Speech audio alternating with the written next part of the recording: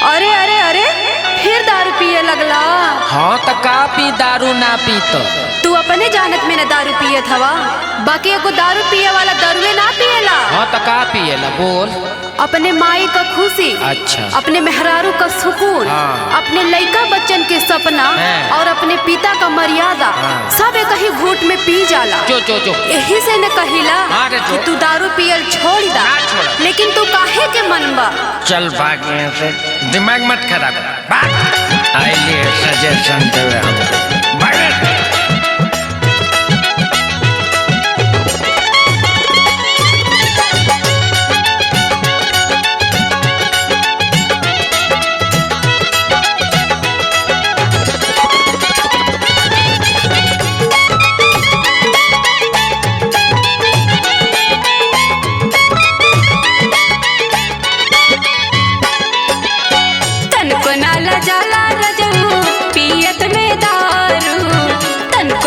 जाला रजऊ पियत में दारू, घर में रोजगारी देले लइका में हरारू, घर में रोजगारी देले लइका में हरारू। तनको नाला जाला रजऊ पियत में दारू, तनको नाला जाला रजऊ पियत में दारू।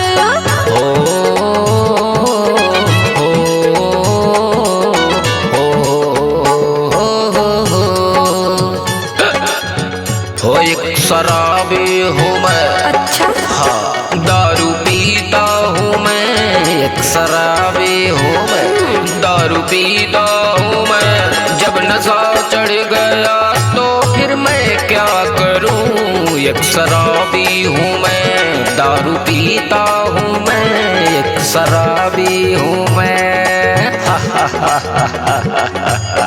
ही कर रहे हैं, दारू पी के अंग्रेजी बोल रहे हैं। जरा भी समझदारी नहीं है कि बच्चे पढ़ेंगे लिखेंगे कि नहीं, उनके भविष्य का क्या होगा।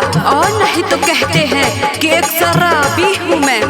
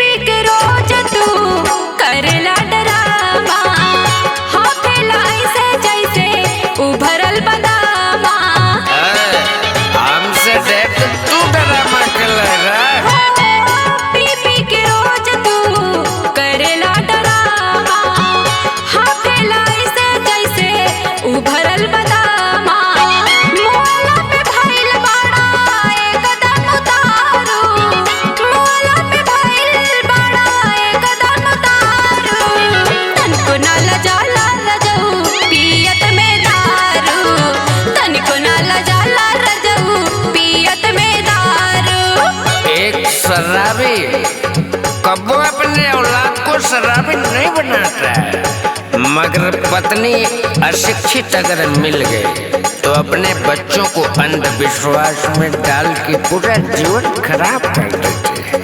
हाँ